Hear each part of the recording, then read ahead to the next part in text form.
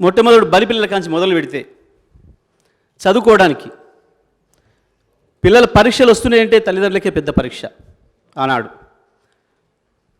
కిరసనాయిలు దేవులాడుకొచ్చుకోవాలి, లేదా క్యాండిల్స్ కొనుక్కొచ్చుకోవాలి. ఇది పరిస్థితి అధ్యక్ష. ఇక మంచినీళ్ళ పరిస్థితి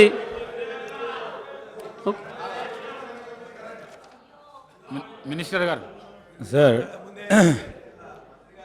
2014 నుంచి నిన్న కూడా గౌరవ ముఖ్యమంత్రి గారు, గౌరవ ఉప ముఖ్యమంత్రి గారు, మా సభ్యులందరూ చెప్పారు అధ్యక్ష,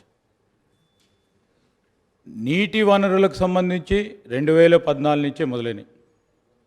2014 నుంచే మంచినీటి సరఫరా మన రాష్ట్ర ప్రజలందరూ చూసినట్టు. తల్లిదండ్రులు కావాలని మీ కలను సాకారం చేసుకోండి. ఓఎస్ఎస్ ఫర్టిలిటీ వారి తక్కువ ధర సంతానోత్పత్తి చికిత్సతో అపాయింట్మెంట్స్ కొరకు కాల్ చేయండి 7825893699. విద్యుత్ సరఫరాకు సంబంధించి 2014 నుంచే వారు మొదలుపెట్టిన ఈ ప్రాజెక్టుల తర్వాతనే విద్యుత్ పరంగా అసలు కరెంటు చూసినట్టు మన ప్రజానికం, అది మొత్తం అంధకారంలో ఉన్నట్టు, మనం సివిలైజేషనే లేనట్టు, వారే వచ్చి మొత్తం తెలంగాణ రాష్ట్రాన్ని కనబెట్టినట్టు.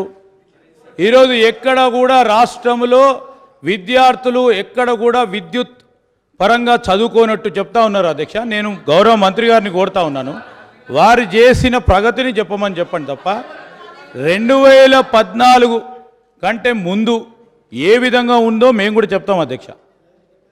ఎందుకు మనం రాష్ట్రము ఏర్పడటానికి మనం అందరం కూడా పోరాటం చేసాము, మన అందరికీ కూడా తెలుసు. విద్యుత్ కూడా ఒక ప్రధానమైన అంశం అధ్యక్ష. ఈరోజు వారు నేను ఎందుకంటే మొదలే మాట్లాడుతూ ఉన్న తరుణంలో మీరు ఎప్పుడు కూడా అధ్యక్ష మేము చెప్తా ఉన్నాం అధ్యక్ష, నిన్న డ్రింకింగ్ వాటర్ సప్లై గురించి కానీ ఫైనాన్సెస్కి సంబంధించి కానీ అసలు వారు లేకుంటే అసలు ఈ రాష్ట్ర ప్రజలే అసలు ఏది కూడా చూడనట్టు, ఏది కూడా అనుభవించినట్టు మాట్లాడుతున్నారు అధ్యక్ష. Please try to educate. వారు ఏమన్నారు, మా డీసీఎం గారు లేచి మీ సూచనలు మీ సలహాలు ఇవ్వమని కోరిండు.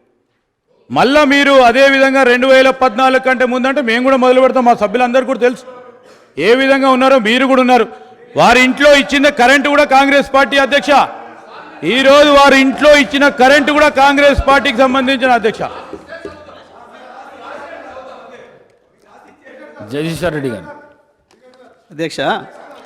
అధ్యక్ష నేను ఎక్కడ వచ్చిన డీవియేషన్ కానీ ఓ విమర్శకు కానీ నేను పోలేదు.